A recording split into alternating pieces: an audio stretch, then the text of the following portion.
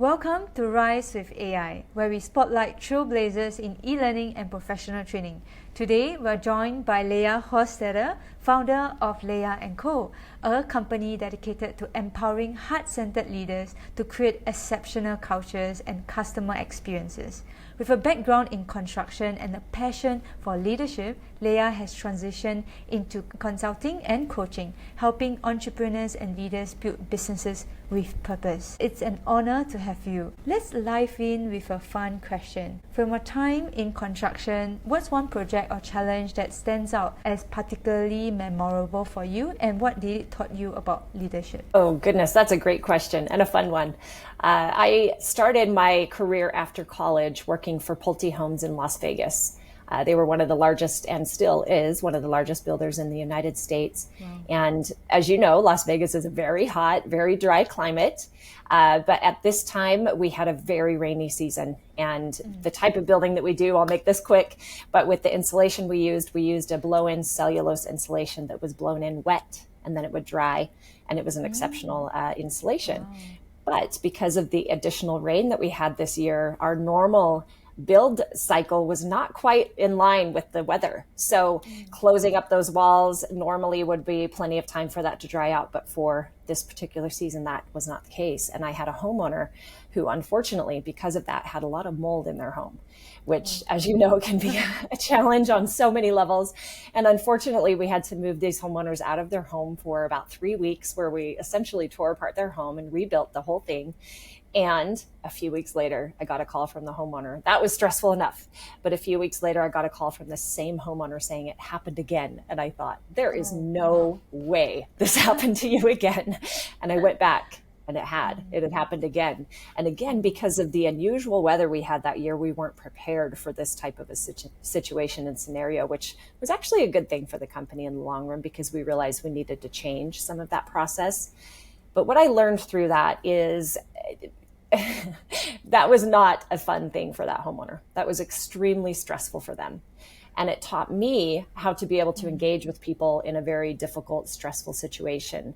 And one of the things that I learned the most through that is visiting that particular homeowner with my boss. And at one point, through their stress, they got pretty belligerent with us, and they were quite animated and rude and started yelling at us. And I just thought, the customer's always right, so you have to take it. And my boss said, we are not going to be spoken to like that. We are here to help you, and we want to help you, but we won't be disrespected. We will not be treated this way. And we left their home, and I left with wide eyes. Wait a minute, the customer's always right. But what she taught me is that just because a customer is your customer does not mean that they can disrespect you and that they can treat you poorly, especially when you're doing the right thing. And so what that taught me about leadership is, number one, I had an exceptional leader that I could look up to. Number two, we were doing the right thing, which is always a good thing when you're a leader. And number three, it's okay to stand up for yourself, and it's okay to respect yourself through that. So kind of an unusual story. You probably weren't expecting this to go that way. But that was, and the happy ending in all of this is we were able to get their home back together. It was a beautiful home. We took care of them, and we did the very best we could given a difficult circumstance. I love that story. So you mentioned your passion of actually helping leaders to create great cultures, like perhaps the one that you also learned from your past experience, right? So what's something that you most love about seeing a leader transform their approach? Ooh, that's another great question. Probably one of the most rewarding and fulfilling things for me throughout my career is when I'm able to influence someone to become a better person and to influence their growth in a positive way. Now, I've had the privilege of being able to coach and to work with over 150 different business owners, specifically in construction, and helping them to primarily put different systems and processes in place that helps their business be more efficient. But what that also does is it touches on all the points of being a business owner, and leadership is a huge part of that, right?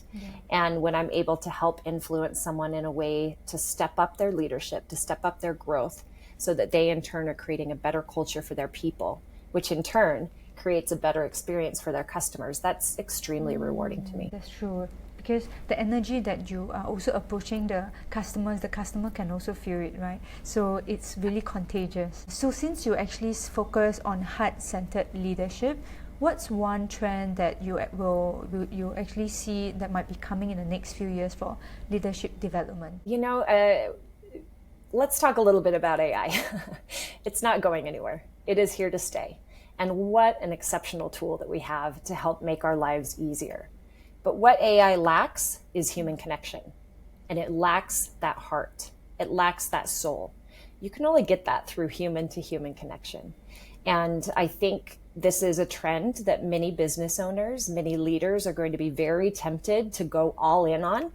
But what we cannot forget about is that connection, is that human connection and that heart-centered connection. And so, I see this as a trend that's awesome. I use AI almost every single day in my business. But what I think we need to be aware of as a business owner or a leader is, how do we maintain that human connection or that heart-centered connection as we are using some of these tools? And so I think it's this awesome opportunity for us to marry both of those, the AI and the human connection. So apart from AI aside or technology, what are actually some specific strategy also framework that will actually help leaders achieve the great cultures and customer experiences? Yes, that I think is all wrapped up into one. I firmly believe that you cannot have a great and exceptional customer experience if your people, those who work with you and for you, are not treated well and are not happy. And that always goes back to your leadership. So it's kind of this circular thing where they all flow into each other, where leadership has to be on point. And then your leadership is going to lead to a great cultural experience, how you feel about your people, how you treat your people, how they feel about you and working with you. And you're never going to have a good customer experience if you're not treating your employees well. So all of those really flow into each other. And so one of those areas, as I'm working with a leader, may be a little bit weaker than another. As I've talked to different business owners, they may be an exceptional leader and they might have a great culture, but the disconnect might be that they haven't been very proactive in how that they show up with their customers and how they design that experience for their customers or their clients. So that might be where we start, is let's take a look at your customer or your client experience and your journey. Let's design that. Now, on the flip side, it might be that the culture is a little bit weak. You might have a great experience lined out for your customers. You may be a great leader, but if your people don't feel valued, if they don't feel like they are a part of something and have a purpose and a why and part of your vision, they will not deliver that great experience. And then, of course, let's start at the top with the leadership. If you're not being very intentional about the type of leader that you are, and understanding what your why is and what your vision is, and being able to translate that in a way that your team, your people get excited about and they're willing to join you in that journey, then all of those other things fall apart. So you can see how they all go together. It's really important. I'll also mention that the logistical side of a business, those processes and systems, that has to be in place as well to support everything. But those three things, those are kind of the warm and fluffy parts of business, but they're so important to the strength of a business and the success of a business. So in terms of the different growth stage of a business, are there any areas that we should actually focus on first? Because now you have these three pieces of really important pieces that to have a holistic company culture, right? So where would someone start, or is there any difference in different stage of a business? Yeah, I think if you're initially starting out as a business, as a solopreneur, so you're just stepping into building a business, getting really clear on what your why is. Why are you even doing this? There's a purpose behind it, right? You wouldn't have started a business unless you had a reason. So understanding what your why is, what your purpose is. And then from there, getting really clear on your personal values and your business values. They probably marry each other. They're probably pretty aligned. That can help to direct and to guide you in all the decisions you're making. And when you have that core information in place, your why, your vision, your values, I think it makes it so much easier for you as a business owner as you're making big decisions as you go along. So, if you're thinking about your sales plan, what's your sales plan and your process? Well, does it align with those things that you identified early on? Your purpose, your vision, your values, does it align with that? If not, it's out the door. Same thing with your marketing. Same thing when you're hiring someone new. Same thing when you're engaging with a potential customer and you're wanting to see, is this a good fit for us? if they don't align with your vision, your values, then it's probably not a good fit. So it can help, it can be like your North Star as you're building your business and making decisions all along the way, which I think comes into play even more so as your business starts to grow. That's when decisions get a little more bit trickier, right? You're going from solopreneur to now you're leading a team, and you're needing to make bigger decisions that affect more than just you. And so if you have that North Star in mind, it's always helpful. Now, I'll also mention some of those things can change a little bit. You may initially start your business with one vision, with one purpose, and saying, these are the core values of our business. And as you move and change and grow in your business, some of that might change a little bit, and that's okay. But as long as you always have something, your aim is targeting somewhere. That's, I think, what's most important. And I truly believe that everyone has the capability and capacity to actually influence someone, even lead someone, even if they just influence someone. So could you actually share a story to our audience of any particular client that you actually help to step into their leadership potential through your coaching? Yes. And I love that you said that, because I feel like that's the definition of leadership. If you influence one person, you're a leader. So we all have the ability and the I guess, authority to be a leader. That might be a good word for it. We're all leaders. So I love that definition. But here's a specific story. So I had a client who I was coaching through a program, and they were brand new to the Google suite of services, which I know so many of us as business owners use these days. And so I had a coaching call with this particular client, not related to that at all. It was to take him through the program that he had signed up for, to help him build systems and processes in his business. But as we got on that call, he said, I don't know how to use Google. So I extended our 30-minute call to about an hour and a half call. And I spent a lot of time with him, showing him how to use Google and how to set up his folders, how to set up his email, how to save files, how to save a template and start to use it. Now, these were just little tiny things. And yes, did it take a little bit of extra time on my part? It did. But what was the result is he felt really confident in that tool. Now, fast forward a year later, and this same client had pulled himself out of the day-to-day chaos of his business, and things were running so much smoother. And he and his family now had a life that felt very aligned with what they wanted. He had time to spend with his wife and with his sons, whereas before he didn't even know how to use Google very well. And, I was just very proud of him for being willing to be humble, to say, hey, I don't really know how to do this. Could you help me?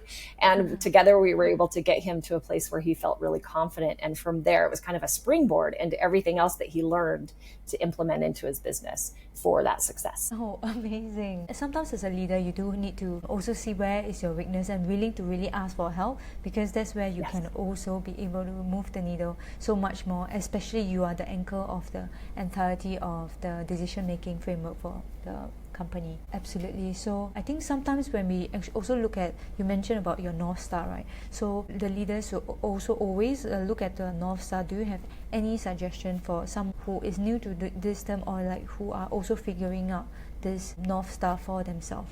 Where can they start? Are you saying, so as someone who's just starting the entrepreneurial journey, is that what you're asking? If someone is actually looking into really crafting their North Star, or just starting out to figure out where is their North Star, where is the area they should start. Maybe sometimes I was thinking, to know what you want, maybe you should find what you don't want. But I would love to hear from you. What's your suggestion? Yeah, and I think you're right on. It's actually so easy for most of us to say what we don't want.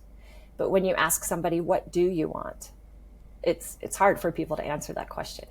I think there's a lot of reasons behind that. But to your point, sometimes it's easier to start with what you don't want to get a little more clear about what you do want. And I think it is very important for us to be very clear on what we actually want, because that is a target for us, right? Now, I think there's a little bit of a difference between what you want and what your why is. Those two things go hand in hand, but they are different. So let's say maybe your what you want is related to monetary, right? So I want to make $500,000 a year. Okay, great. That's what you want. But why are you doing what you're doing? Is it just about the money? Probably not. So what I often encourage people to do is dig a little bit deeper. Kind of like, okay, young children, how they are always asking, but why? But why? Go clean up your toys. Why? Because your room is a mess. Why? So they keep asking that why question. I think that curiosity could serve us well as adults. So if what you want is to make $500,000 a year, then ask yourself why, and keep asking yourself until you get to your real purpose, the why of what you're doing. So I think that's a helpful exercise, to just keep asking why and keep asking why. And eventually it kind of clicks in and you're like, that's it. This is why I'm doing what I'm doing. And so how does that actually relate to the decision making in the client, for example, and also your business operation? Well, I think it can be really easy to get distracted, because an entrepreneurial journey is not easy. It's hard, right? There's so many different things to consider when you're building a business, especially if you're starting out on your own, and especially if you've never done this before. There's so many things that you probably aren't even aware of until you kind of start moving into that space, and then you realize, oh my gosh, I didn't even think about this. You can get off course really quickly, or you can get discouraged really quickly if you don't have a solid reason why you're doing what you're doing. Right. So, I'll reiterate back to me. I actually come from a family of entrepreneurs. Both my parents are entrepreneurs.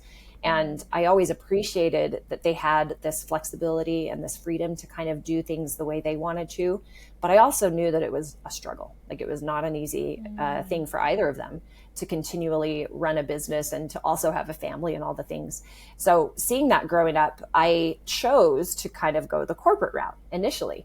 But I kind of always had this entrepreneurial spirit within me, knowing that eventually I wanted to be an entrepreneur as well. And I'm so grateful, actually, that I took the pathway that I did, because I learned a lot in the corporate world.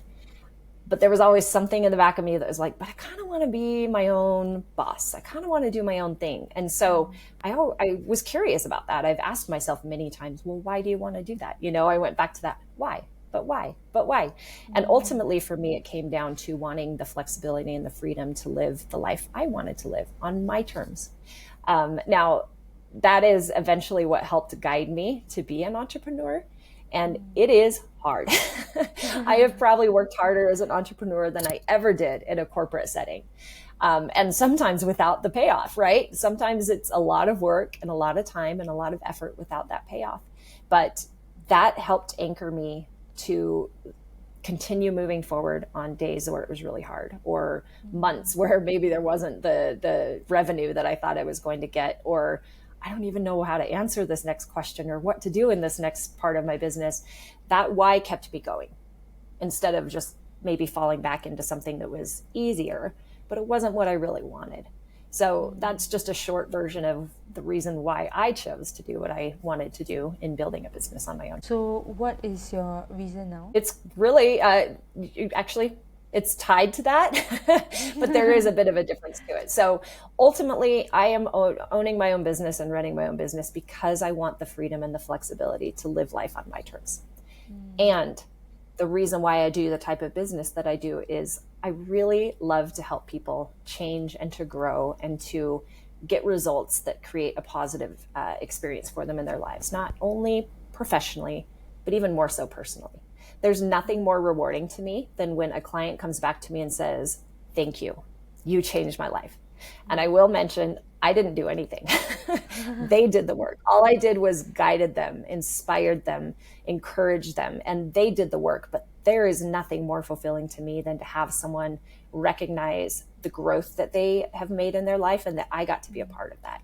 So that really is a huge part of my why at this point in my life. Thank you so much for sticking to your why. And so now we get to see the Leyah current version right now. And let's talk a bit about the business strategy, right?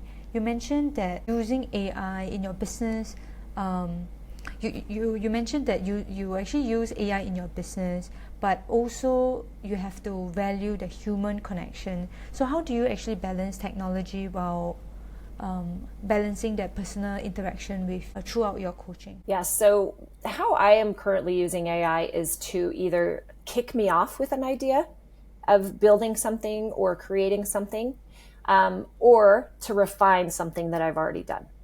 So I personally, and this is where I think it's very tempting to just give over everything to AI, But I do think people are going to crave human connection, especially as AI comes into play more and more in our lives. And so personally, I have chosen to remain tied into my messaging and into what it is that I'm delivering, because I want people to feel that human connection, and I want them to know that I personally am a part of it. It's not just some AI thing out there creating it for them. So an example of that, excuse me, if I'm writing an email to someone, I will almost always write the email first and then use AI to refine it, to just clean it up a little bit, make it a little bit more whatever I need it to be, right? So if it's kind of sloppy and I'm like, okay, this is the message I'm wanting to get across, but can you make it a little more professional? Then I use it for that. And then I look it through, I read it through. I'd never just immediately copy and paste and think it's good. I always want to ensure that it's written in the way that I would speak and the tone that I would use, and that it's authentic to me. But I do love AI to kind of clean things up, to make it a little bit, just enhance it, make it a little more tidy than what it was. So that's one example of how I use AI, where I will start with something and utilize AI to help refine it and make it better. Now, I don't know if you've ever heard of the Strengths Finder test, but what that is, I actually love it. It's helped me immensely in my life to understand where my personal strengths are. And one of my personal strengths is what they call maximizer. What that means is I will take something that is already created and I will make it way better. But if you give me a blank sheet of paper and ask me to come up with a great idea, I struggle with that. That's not so much my strength. So in that regard, if I have a couple of thoughts in mind, but I can't quite get the wheels spinning just yet to keep things moving forward, I will use AI. So I might plug in a prompt and say, hey, I'm working on XYZ and I kind of want the outcome to be this. Could you give me some ideas here? Or can you give me a template or an outline? And I will then take that and I will make it way better. And I will make it Leyah's. I will put my touch and my spin and my flair on whatever it is that comes back to me. Makes a lot of sense. Especially right now with AI, you can have, for example, ChatGPT, you have a project basis, or even like Grok, for example. So you have projects and where you can actually input your own voice. And I think that's really important. Instead of just relying AI to craft out your message, you have to make sure that it aligns with your voice and your why and things like that. So functions like project, it will be really, really helpful to really speed things up and help you to get things going. And you mentioned also about the challenge of maintaining consistency, right, in your business. What's one strategy you actually find really helpful for staying consistent, especially during transition? That's a great question. I think this can be especially challenging if you've never been an entrepreneur. If you're someone like me who came from a corporate setting where a lot of times it's already dialed out for you, right? Here's your work hours. This is what you need to have done. It's kind of all outlined for you, telling you exactly what to do for your job and how to be successful. Now, you can take that same concept and create that for you as an entrepreneur. So what does success look like? What does that require? What do you need to have done on a daily basis? What do you need to have done on a weekly basis, monthly basis, quarterly basis? You can kind of see where that's going. Having some kind of a structure in place, I think, is really helpful as an entrepreneur. The other thing I think is helpful is to carve out time to work on certain things. There's so many things to think about as an entrepreneur, especially if you're starting out on your own. You're wearing all the hats. You're doing sales, you're doing marketing, you're doing operations, you're doing finance, you're doing everything. But it can get really challenging if you don't carve out time to do each of those things. So one of the things that I have done as I've, joined this entrepreneur or been on my entrepreneur journey is I will, excuse me, two things. I create my calendar to work for me. And what I mean by that is I pay attention to when I have high energy and when I'm maybe not so high energy. And what I've come to learn is my energy is highest in the mornings and I am most productive on Tuesday, Wednesday, Thursdays. So I have crafted my week to work for me instead of letting everything just kind of pull me in all these different directions. I've blocked out certain amounts of time to do certain activities, and I have certain days where I do certain things. So an example of that, Mondays, I like to use as kind of my ramp up day. I try to not have any meetings or any phone calls or anything on Mondays, typically. I use that day to prepare for my week. I use that day to get things in place, to put my head down and do some deep work, to stay focused on certain things. It might be creating a process. It might be creating a new training program, for example.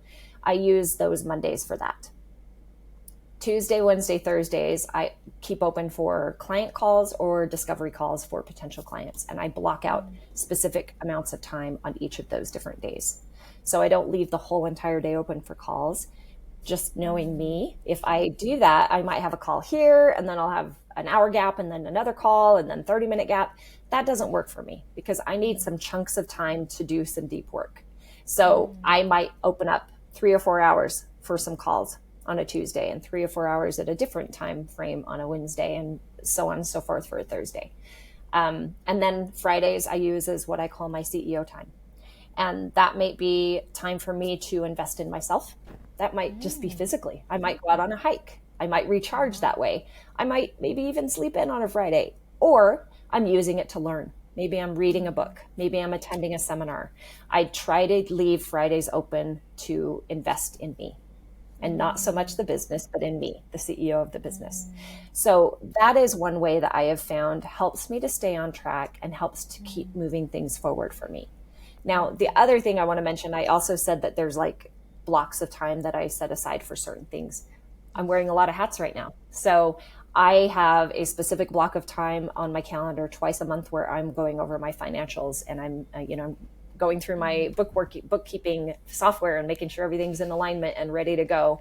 So it's so much easier at the end of the year for my taxes. As I grow, I will likely offload that to a bookkeeper. But for now, I have that time blocked out. I've also got other chunks of time where it's like, this is time where I'm going to network, or I'm going to do outreach to people, or this is time where I'm going to create a new system or something new in my business. So I've also been trying to be very intentional about blocking out those times as well. Now I'm curious to know about your weekends. I'm here you basically, even though you do have rest period or like downtime on the weekdays, you are actually very intentional on the days how you actually spend your time. Basically, it's still going to be thinking about the processes and systems for the business. However, you're not actively reacting to what's actually going on, but you actually intentionally craft out time. And I think that's brilliant. Yes, we all need that headspace to be able to actually have a better decision making. Yes. 100%. Leyah, what's one specific goal that you're actually most excited about achieving with Leyah Co in the next year? So I actually just rebranded my business over the last few months to Leyah Co. And the idea behind that is that I am gathering a group of very intelligent people who are really smart, and that they are the thought leader in their area of business. So I know the parts of business that are my strengths. As I mentioned, it's cultural, it's leadership training, it's the customer experience, it's also helping to get systems and processes in place for your business. But there's other aspects of business that I know I'm not great at. Things like marketing, things like sales, things like financial. And this is where the idea of finding the right people to help you fill in those spaces where you don't have the strengths really comes in. And what I am hoping to do and what I'm creating with Leyah Co, the co part, is gathering and collecting those people around me. So when you come to me as a business owner and say, hey, here are my challenges, here are my pain points, these are the things I need help with.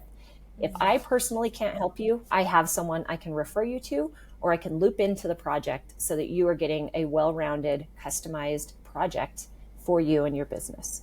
So an example of that might be, you may come to me and you might say, I need help with my customer experience. It's not great. And by the way, I'm really struggling with my financial stuff. Awesome. I can help you put together a customer experience workshop for you and your team. So we are designing this intentionally and creating the feeling that you want people to have when they come to your business. And I have a fractional CFO I can introduce you to. So that's kind of the idea. And I'm really looking forward to gathering and collecting this group of people. I've already got several people on board, but I'm excited to be able to offer something to every client that comes to me in every way. That's really interesting and very smart. So now, since you are rebranding your business, what's actually some key lessons that you actually learned from this experience about how you approach client acquisition? It's a good question. So when I initially started my business back in 2018, I had no idea what I was doing, quite frankly. And I just kind of threw darts in the dark. Just let's see if that sticks. Let's see if that sticks. Let's see if this works. As I'm in this space right now where I'm kind of rebranding and rebuilding my business in a different way, I have a lot of knowledge coming from what you would maybe call a failure in the first go round, right? In understanding a couple of things. Number one, there's certain things I know just are not going to work, so I'm not going to do them at all. And number two, I understand I have my strengths and I'm going to find other people who have their strengths. I mentioned earlier, sales and marketing, not my strong suit. So I am actively interviewing and working with some different marketing and sales opportunities out there right now to help engage with my business to make it even more effective for me. And I also recognize that I could spend hours upon hours upon hours trying to understand the marketing side of things and what maybe makes sense for my business right now. Or I can find an expert. And instead of thinking about this as a cost or an expense, I am choosing to reframe that as an investment. This is an investment into my business to bring someone in to partner with me who is way better at this than I am and can help move my business forward in a way that I want it to move forward. I love that. There's a saying that say, if you want to go fast, you go alone. But if you want to go far, you go together as a team. Yes. So what kind of tools are you using actually to stay connected with heart-centered leaders? And also what new tools will you be introducing to scale your reach? It's a great question as well. One of the things that I love are opportunities like this. Thank goodness for software like Zoom and Google Meet and all of these different things where I can talk to you. You and I are completely across the world, not just the country. We're clear across the world. And yet we're having a conversation. We're able to connect. I don't want to lose that. And so all of my conversations with either my coaching clients, my consulting clients, potential clients, I'm always going to be on a phone call like this where I'm able to look at them and we can have a conversation and we can connect human to human. So that's really important to me because I think that also gives me an idea of, is this a client that's a good fit for me? And am I a good fit for this client? Now, you mentioned heart-centered. That is important to me. I want to work with business owners who care, business owners who have values in mind and that they are very intentional about maintaining those values in their business and in their lives and in building a team around them with people that they care about. And then in turn, either offering a product or a service to their clients and doing it in a very intentional way. So that's important to me. And when I am doing a discovery call with a potential client, I can tell pretty quickly if they are a heart-centered leader or not. I think you can lose a little bit of that if it's just all done through some type of a software, like through a questionnaire or someone just filling out some information somewhere versus having a conversation and getting to know someone a little bit more. That helps me to understand, am I a good fit for them? Are they a good fit for me? So I love that. And even more so, above and beyond that, face-to-face, the opportunity to actually get to meet someone face-to-face and have an eyeball-to-eyeball contact and conversation is really important to me. So those are a couple of ways that I'm engaging with that. Now, of course, as we mentioned, softwares are not going away. AI is not going away. Technology is not going away, nor should it. But utilizing those in a way that feels aligned with me and my purpose and my vision for my business is really important to me. Wonderful. Thank you so much for all the questions that you have so far. I've learned a lot of insights about you and also leadership in general. So I have prepared a couple of rapid questions for you to answer. So Leyah, just answer with the first thought that come into mind, all right? What's one leadership book or resource you recommend to everyone? Ooh. The Speed of Trust by Stephen M. R. Covey. I think the foundational part of leadership is trust. So I absolutely love that book and I often recommend it. Second question, if you could give one piece of advice to any new coach, what would it be? Ask a lot of questions and listen. You should be listening way more than you're talking. And last question, what's one habit or routine that you believe contributed most to your success? A morning routine. It looks different for every one of us and it changes, I think, through the different seasons of our lives as well. But having something that you're intentionally choosing to do every morning, is really, really important. And probably the number one thing that I would recommend for everyone is stay off of this for at least an hour after you wake up. Be still, be quiet, move your body, go out in nature, connect with a human, drink a cup of coffee slowly and intentionally, but don't let technology take over the very first part of your day. I love that. And also go for a lot of hikes when you can. Yes. Yes. So thank you so much, Leyah. Where can people find you online? Thank you so much for letting me be here. This was a pleasure. Please, if you would, you can connect with me either on my LinkedIn, Leyah Hostetter, or you can also go to my website, leyahco.com. And that is spelled LEYAHCO.com. Yes, and all the links will be in the description if you want to connect with Leyah. Alright, so that's all for today's episode of Rise with AI. A huge thank you to Leyah Hostetter for sharing her inspiring journey and valuable insights on heart-centered leadership. So listeners, if this episode inspired you, share it with someone who needs to hear it. Don't forget to subscribe for more conversations with leaders in the e-learning and professional training. Until next time, keep reaching, impacting, skilling and empowering. See you guys next time.